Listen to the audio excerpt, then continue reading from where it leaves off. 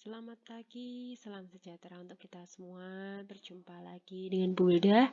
Hari ini kita akan belajar tentang besar sudut pada bangun ruang. Nah, sebelum masuk ke materi besar sudut pada bangun ruang, hari ini kita akan mulai dulu dengan mengingat kembali konsep dari trigonometri. Di sini sudah disajikan sebuah segitiga siku-siku ABC dengan siku-sikunya di A. Kemudian ada sudut dengan besar alfa dan sudut dengan besar beta. Ini maksudnya apa? Mari kita analisis dulu ya. Sekarang, kita menganalisis dulu sisi-sisi depan, sisi samping, dan sisi miring dari suatu segitiga. Nah, kita mulai dari sudut alfa. Di sini paling gampangnya gini, kalau kita punya segitiga siku-siku ya, ini kan siku-siku. Maka di depan siku-siku itu pasti namanya sisi miring. Gitu. Nah, sekarang kita mulai dari sisi alfa, dari sudut alfa. Ini adalah alfa. Maka di depan alfa ini disebut sisi depan. Berarti sisanya ini adalah sisi samping. Seperti itu. Kegunaannya untuk apa sih? Untuk mencari nilai perbandingan dari sinus, kosinus, dan tan. Kita mulai dari sinus alfa. Sin itu rumusnya adalah depan per miring, sin demi. Di sini dari alfa, depannya adalah AC. Dan miringnya adalah BC. Kemudian selanjutnya cos alfa. Cos itu cos sami, samping per miring. Sampingnya adalah AB dan miringnya adalah BC. Kemudian yang berikutnya yaitu tan alfa.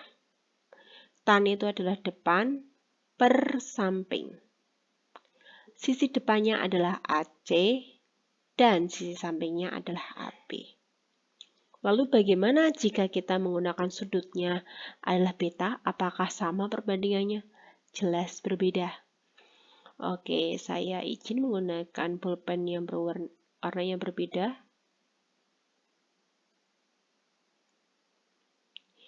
Sekarang ini adalah sisi beta. Jadi sudut beta. Di sini kalau siku-siku di sini pasti ini tetap miring ya, nggak akan berubah. Nah sekarang ini beta.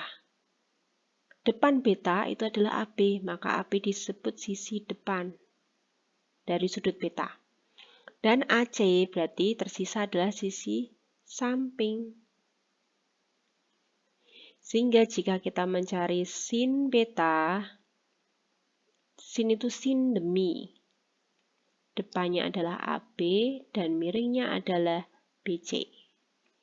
Kemudian cos beta, cos sami. Sampingnya adalah AC dan miringnya adalah BC. Terakhir, tan beta. Tan desa. Depannya adalah AB dan sampingnya adalah AC. Seperti itu. Mari kita gunakan untuk contoh yang berikutnya. Kita aplikasikan kembali rumus yang sudah kita peroleh ini ya, perbandingan-perbandingan yang kita peroleh. Yang pertama tentukan, ketahui sebuah segitiga siku-siku ABC dengan panjang sisi AB 3 dan sisi AC 3 akar 2. Maka kita harus mencari sisi BC-nya terlebih dahulu. Sisi BC. BC berarti akar dari karena segitiga siku-siku otomatis berlaku teorema Pitagoras. BC itu berarti AB kuadrat 3 kuadrat ditambah 3 akar 2 dipangkatkan 2. Akar. Ini 9 ditambah 9 kali 2 berarti 18. Jadi sama dengan akar 27. Itu berarti sama dengan akar 9 kali 3. Berarti akar 9 itu 3, tersisa akar 3. Berarti ini panjangnya adalah 3 akar 3. Sekarang kita mencari sin alfanya. Sin alfa. Sin itu depan per miring. Oke, kita cari dulu dari sisi alfa. Sisi alfa berarti, ini kan siku-siku di sini, berarti ini pasti miring. Ini berarti depan dari alfa. Dan ini pasti samping. Kemudian kalau kita lihat dari sisi beta, berarti ini kan beta ya, miringnya tetap sama, nggak kita rubah. Berarti sisi AB disebut sebagai depan, dan sisi AC disebut sebagai sisi samping. Mari kita coba mengerjakan. Sin alfa depan per miring. Depannya, ini alfa, depannya adalah 3/2. Kemudian miringnya adalah 3/3.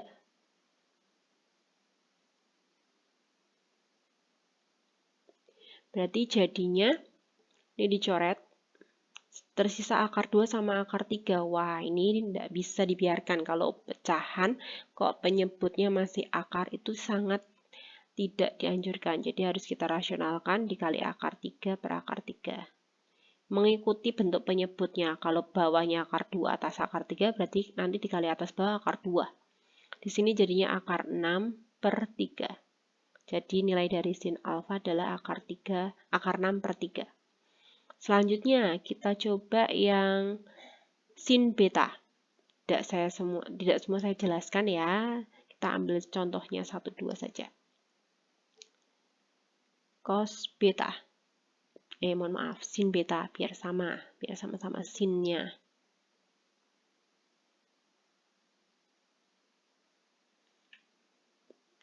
Itu oreno ya.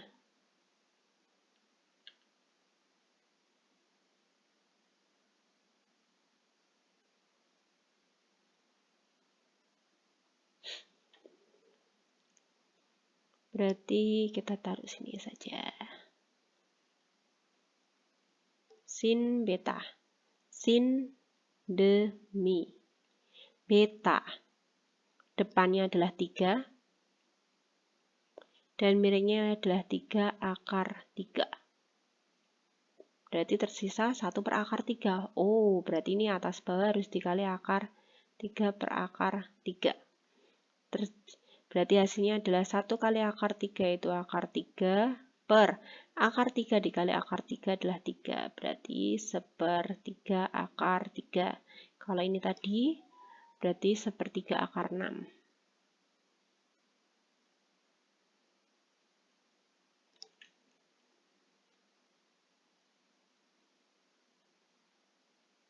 Nah, yang kita bahas cukup ini saja ya. Sama selanjutnya mencari besar dari alfa dan beta.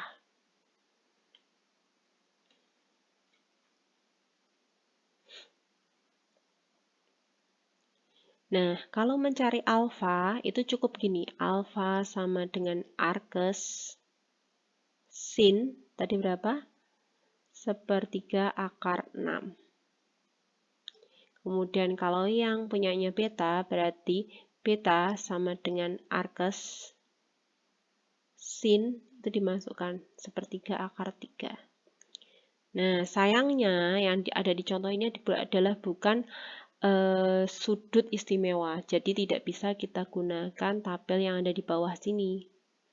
Fungsinya buat apa sih? Misalkan ini ya, kita punya nilai dari suatu sin theta itu adalah 1/2 akar 3. Kita perlu mencari nilai theta. Berarti theta adalah arcus sin 1/2 akar 3. Sekarang kita lihat di tabel. Sin yang nilainya 1/2 akar 3 siapa?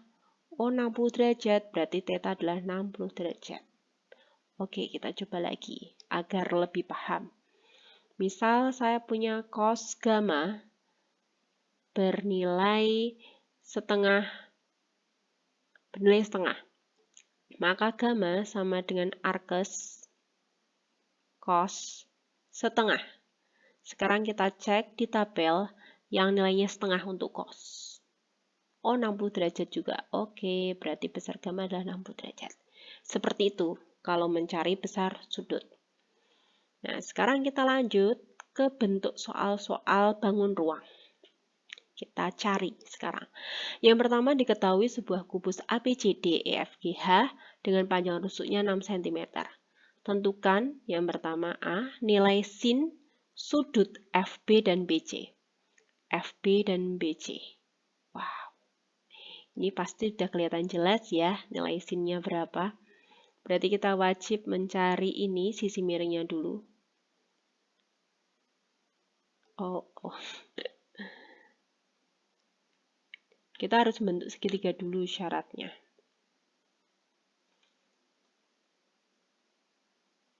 Ya. Siku-siku di sini, ini 6, ini 6, berarti ini 6 akar 2. Tapi ini kan mintanya FB dan BC, otomatis sisinya di sini, tidak usah dicari panjang lebar. Berarti nilainya adalah sin sudut berapa ini? Jelas 90 derajat. Berarti besarnya adalah tadi di tabel kita bisa lihat besarnya yaitu 1. Oke, berarti nilai sinnya itu adalah 1. Dan besar sudut dari FB dan BC adalah 90 derajat. Mudah ya? Mudah. Berikutnya yang B. Tentukan besar sudut dari FH dan BC. Bagaimana nih kita menentukan sudutnya? Padahal kalau untuk mencari sudut, kita harus menentukan titik potongnya.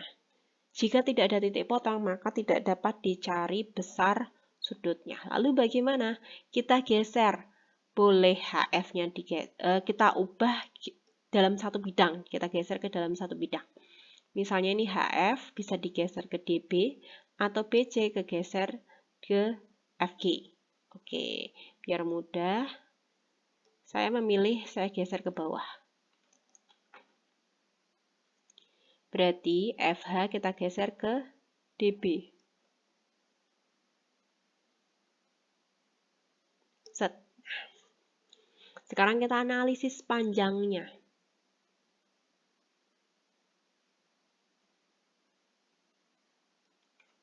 Di sini panjang BC adalah 6. Kemudian DB itu adalah diagonal sisi kubus. Yang pasti rusuk akar 2. Berarti 6 akar 2. Yang diminta adalah besar sudut ini. Kemudian DC ini panjangnya berarti 6. Nah, sekarang kita gambar dulu segitiganya biar mudah. Ini B, C, D. Oke, mohon maaf, gambarnya salah.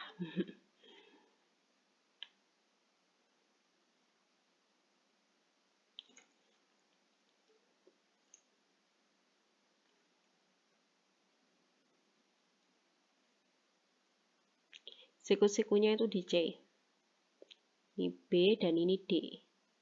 Panjang BC 6, panjang DC-nya 6, dan DB-nya 6 akar 2. Yang dicari posisi sudutnya itu ada di B. Misalnya alfa ya. Sekarang kita mencari mau menggunakan rumus apa? Mau menggunakan sin boleh, cos boleh, tan boleh. Di sini saya mencoba menggunakan tan ya. Tan alfa. Rumus tan itu adalah desa. Ini alfa. Depan dari alfa adalah DC, 6. Dan sampingnya adalah BC, 6 juga. Oke, berarti tan alfa, ini tan alfa, sama dengan 1. Yang diminta besar sudutnya, bukan nilai dari tannya. Ini baru nilai dari tan. Berarti alfa sama dengan arcus tan dari 1. Berapa? Mari kita cek di tabel tadi. Oke, tan yang nilainya 1 adalah 45 derajat. Jadi besar alfa adalah 45 derajat. Seperti itu. Lanjut yang berikutnya yaitu besar sudut dari AH dan AF. Sekarang kita amati ya. AH di sini adalah diagonal sisi. berarti panjangnya adalah rusuk akar 2, berarti 6 akar 2. Kemudian AF ini juga diagonal sisi, yang panjangnya adalah rusuk akar 2, berarti juga 6 akar 2. Nah, kemudian kita sambung nih, H ke F. Ini juga diagonal sisi nih, berarti 6 akar 2. Sekarang segitiga AFH panjangnya sama semua, yaitu 6 akar 2. Sehingga segitiga AHF adalah segitiga sama sisi.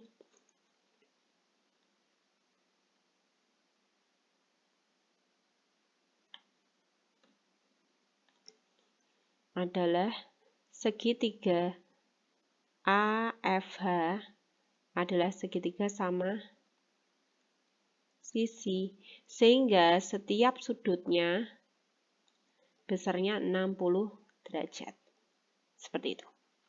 Jadi besar sudut AH dan AF yang ini yaitu 60 derajat juga. Seperti itu. Lanjut yang berikutnya yang D. Besar sudut yang terbentuk dari EC dan ABCD. Caranya bagaimana? Langkahnya yaitu kalian harus membuat proyeksi. Proyeksi itu bayangan. Bayangan dari garis EC terhadap bidang ABCD. Di sini kalau diproyeksikan, EC terhadap ABCD itu berupa adalah garis dari AC. Nah, garis AC sendiri adalah diagonal sisi kubus. Berarti panjangnya adalah R akar 2. Kalau ini berarti 6 akar 2. Kemudian yang dicari itu tadi kan sudut antara EC dan ABCD. Oh, berarti ini yang dicari, alfa. Ini panjangnya 6. Sedangkan EC adalah diagonal ruang. Berarti rusuk akar 3. Berarti 6 akar 3. Nah, yang diminta adalah besar sudutnya. Terserah kalian mau menggunakan sin boleh, cos boleh, tan boleh. Tadi kita sudah mencoba sin, sudah mencoba tan, berarti sekarang kita mencoba cos. Cos alfa adalah sami. Cos itu cos sami. Sampingnya adalah, ini kan ini alfa ya, jadi ini adalah sisi depan, yang ini depan, yang ini adalah sisi samping, dan ini pasti miring karena sikunya di sini. Otomatis ini miring. Sampingnya adalah 6 akar 2 dan miringnya adalah 6 akar 3. Lalu kita sederhanakan. Berarti cos alfa sama dengan akar 2 per akar 3. Oke, ini harus dikalikan dengan akar 3 karena penyebutnya akar 3 ya. Jadinya akar 6 per 3. Berarti kalau kita butuhnya alfa, berarti alfa adalah arkes cos dari sepertiga akar 6. Sekarang kita lanjut ke nomor yang E. Tentukan besar dari sudut DE dan BDHF. Dilihat DE terhadap BDHF. Oke, berarti kita harus mencari proyeksi dulu. Proyeksi garis DE terhadap bidang BDHF. Nah, sekarang setelah diproyeksikan, ternyata E ini terhadap bidang DE terhadap bidang BDHF itu adalah proyeksinya DE aksen. Nah, ternyata dan E aksen itu adalah titik potong antara diagonal sisi pada tutup kubus. Sehingga panjang E aksen adalah setengah dari diagonal sisi. Kalau diagonal sisinya adalah 6 akar 2, berarti E aksen itu setengahnya, berarti 3 akar 2. Kemudian DE-nya panjangnya adalah 6. Nah, sudut yang diminta adalah DE terhadap BDHF. DE terhadap BDHF. Oh, berarti alfanya di sini. Siku-sikunya di mana kita analisis? Siku-sikunya di sini. Nah, sekarang kita gambar biar tidak terlalu pusing. Siku-siku di sini itu E, kemudian ini E aksen, yang ini D. DE panjangnya adalah 6, EE aksen ada 3 akar 2, DE tidak usah dicari, tidak apa-apa, mau dicari juga boleh, tapi kita gunakan cara yang paling gampang. Kemudian kita lihat alfanya itu di D. Sekarang kita analisis yang sudah diketahui. Ini alfa. Ini 3 akar 2 itu posisinya di depan alfa, berarti ini depan. Kemudian DE, ini adalah posisinya di samping ya. Ini kan siku-siku, berarti otomatis ini miring. Yang diketahui adalah D dan SA, berarti kita pakai perbandingannya tan. Tan alfa adalah D per SA. D-nya adalah 3 akar 2, dan SA-nya adalah 6. Lalu berapa? Diperkecil nih. Tan alfa. Tan alfa adalah berarti setengah akar 2. Berarti alfa sama dengan arkes tan setengah akar 2. Berapa kan nilai dari setengah akar 2? Itu adalah sudutnya. Berapa ya? Kita cek lagi di tabel. Yaitu berapa ini? Setengah akar 2 tidak ada ya. Oke.